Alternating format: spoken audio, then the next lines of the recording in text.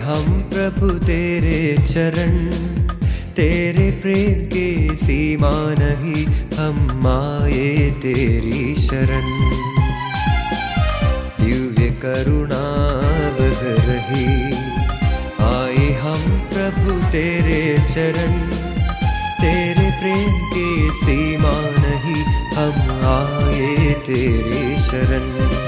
हे दया सागर, करुणा की मूरत, हे दया सागर, हम आए तेरी शरण।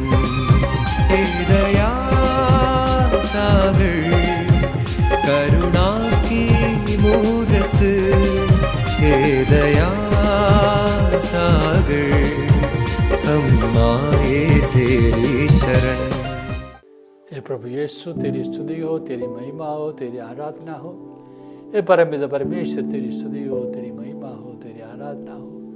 हे पावन आत्मा परमेश्वर, तेरी स्तुति हो, तेरी महिमा हो, तेरी आराधना हो। कृष्ण में प्रिय भाई और बहनों, 40 काल प्रभु के साथ इस श्रृंखला के इस घड़ी में मैं आपका स्वागत करता हूँ। मित्रों, हम प्रभु के साथ चलने का, उपवास काल में प्रभु के साथ आगे बढ़ने का प्रयास कर रहे हैं। आज हम प्रभु का वचन इफिसियों के नाम पत्र अध्याय 1 पद संख्या 17 और 18 को सुनेंगे। प्रभु कहते हैं, महिमामय पिता, हमारे प्रभु यीशु मसीह का ईश्वर आप लोगों को प्रज्ञा तथा आध्यात्मिक दृष्टि प्रदान करे, जिससे आप उसे सचमुच जान जाएं।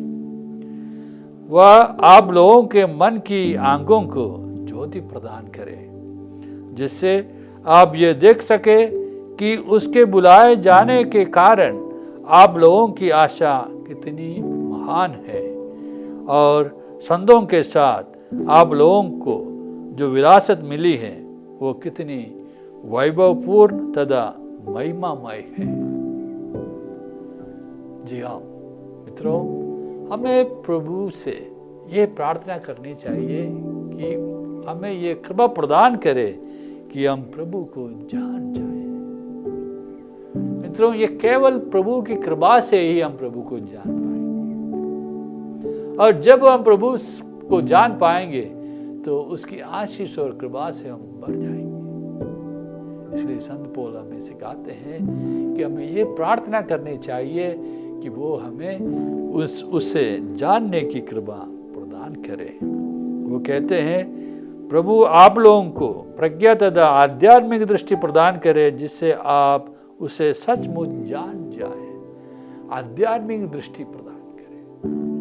हम आजकल दुनियादारी में इतना व्यस्त हैं कि हम आध्यात्मिक चीज़ों को सोचने के लिए हमारे पास समय नहीं रहता है। इसलिए संत पौलुस कहते हैं कि आप लोगों को प्रज्ञा तथा आध्यात्मिक दृष्टि प्रदान करे, जिससे आप सचमुच उसे जान जाए। ईश्वर को जानने के लिए हमें कृपा मिलने की जरूरत है। शायद इसलिए हम भटके हैं, इसलिए हम प्रभु से दूर रहते हैं, क्योंकि हम अभी भी प्रभु को जान नहीं पाए हैं, प्रभु को पहचान नहीं पाए हैं, प्रभु की कृपा करुणा का ठीक से अनुभव नहीं कर पाए। इसलिए संत पौलुस हमें सिखाते हैं कि हम ये प्रार्थना करें कि हमें प्रज्ञा और आध्यात्मिक दृष्टि मिले, जिससे हम प्रभु को जान सकें, प्रभु की करुणा दया की गहराई को पहचान सकें, प्रभु का प्रेम का एहसास कर सके, अनुभव कर सके। ये सब प्रभु की कृपा से मिलती है हमें। इसलिए इसके लिए प्रार्थना करने की जरूरत है। और ये 40 काल एक ऐसा अवसर है जब हम इस बात के लिए प्रार्थना करें कि प्रभु हमें आपको जानने की शक्ति और साहस मिले। यदि हम एक बार प्रभु को जान गया, दिल से जान गया, तो फिर हम कभी उस प्रभु से दूर नहीं जाएंगे, क्योंकि प्रभु इतना अच्छे हैं, इतना प्रेम और शांति और कृपा और दया से भरे हैं कि हम उससे छोड़कर और किसी के पास जाना कतई पसंद नहीं करेंगे।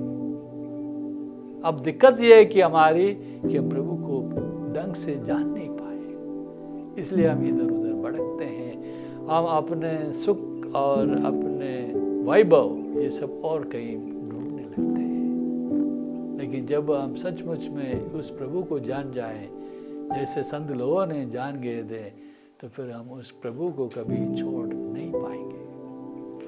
मित्रों, प्रभु संत पौलुस आगे कहते हैं, वह आप लोगों की मन की आंखों को ज्योति प्रदान करे। मन की आंखों को, हाँ, अपनी आंखों से दुनिया को देखते हैं, लेकिन हम अपने मन की आंखों को अब शायद खोल नहीं पाए हैं, जिससे हम प्रभु को देख सकते हैं, प्रभु की बातों को समझ सकते हैं और प्रभु का अनुभव कर सकते हैं। इसलिए हमें क्या प्रार्थना करनी चाहिए कि प्रभु हमारे मन की आंखों को खोल दे, ताकि हम उस परमेश्वर को जान सके, उस यीशु मसीह को जान सके, उस पवित्र आत्मा को जान सके, ताकि हम उसके साथ जुड़ सके, उसकी कृपा, उसका प्रेम और उसकी शांति का अनुभव कर सके।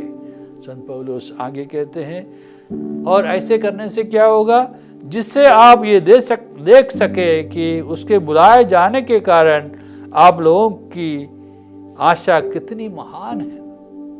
जब हमारे मन की आंखें खुल जाएगी और जब हमें प्रज्ञा और आध्यात्मिक की दृष्टि मिल जाएगी, तो हम ये देख सकते हैं कि हमारे उसके द्वारा बुलाए जाने के कारण हमारी आशा कितनी महान है। हमारी आशा क्या है कि हमें एक बहुत ही वैभवपूर्ण विरासत हमारे लिए रखी गई है, एक स्वर्गराज हमारे लिए रखा गया है। यही हमारी आशा है। हम इस आशा के लिए बुलाए गए हैं कि हम एक दिन ईश्वर के साथ रहेंगे, उस स्वर्गराज के अधिकारी बनेंगे, उस स्वर्गराज हमें विरासत में मिल जाएंगे। यही हमारी आशा है, इसी के लिए हमें बुलाए हैं। और ये सब हम तभी पहचान पाएंगे जब हम परमेश्वर को जान जाएंगे,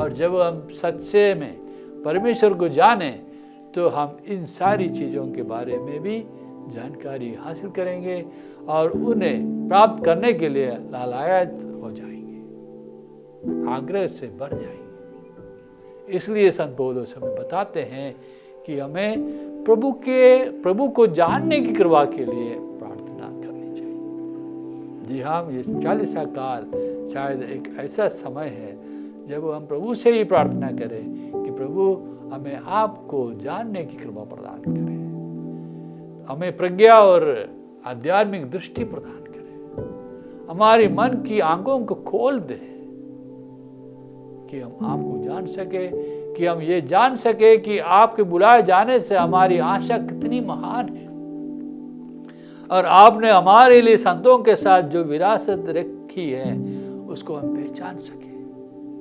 फिर हम इस दुनियादारी में घूमते नहीं रहेंगे, इस दुनिया के सुख और वैभव के पीछे भटकते नहीं रहेंगे, लेकिन आपके साथ जुड़ने, आपसे मिलने और आपके द्वारा दिए जाने वाले उस वैभव को, उस विरासत को प्राप्त करने के लिए उत्साहित रहेंगे, तीव्र इच्छा रखेंगे और आपसे जुड़े रहने का प्रयास करेंगे। प्रभु, यदि बहुत सारे लोग अब आपसे दूर हैं, उसका एक कारण ये भी है, उन्होंने आपको नहीं पहचाना है, वे आपको नहीं जान पाए, उन्हें प्रज्ञा और आध्यात्मिक दृष्टि नहीं मिली जिससे वे आपको देख सके, उनके मन की आंखें खुली नहीं जिससे वो आध्यात्मिक चीजों को आपको समझ सके, देख सके। परमेश्वर इस 40 काल में हमें ऐसे वरदान दे कि हम आपको जान जाए, आपका अनुभव कर सके, आपसे जुड़ सके और हमें आप बुलाकर हमें जो आशा प्रदान की है उसके महत्व को हम समझ सके। हमारे लिए जो विरासत, जो स्वर्गराज रखा गया है उसके बारे में हम समझ सके। अब अक्सर हम ये सोचते हैं कि हमारे जीवन इस दुनिया से खत्म हो जाता है, हमें आगे एक जीवन है ही नहीं। इस दुनिया में जितना सुख मिल सके, जितना ऐश और आराम मिल सके उसको अनुभव करें, यही सब कुछ है, ऐसे हम सोच बैठते हैं, क्योंकि हम आपको जान नहीं पाए। हमें जो आशा मिली है उसको हम समझ नहीं पाए, जो विरासत हमारे लिए रखी गई है उसको हम समझ नहीं पाए। इसलिए हम छोटी छोटी चीज़ों के पीछे भागते रहते हैं, उसमें सुख और खुशी ढूंढते रहते हैं। और जो आप अपार खुशी है, अपार शांति है, अपार प्रेम है, आपको हम छोड़ देते हैं, आपसे हम दूर रहते हैं।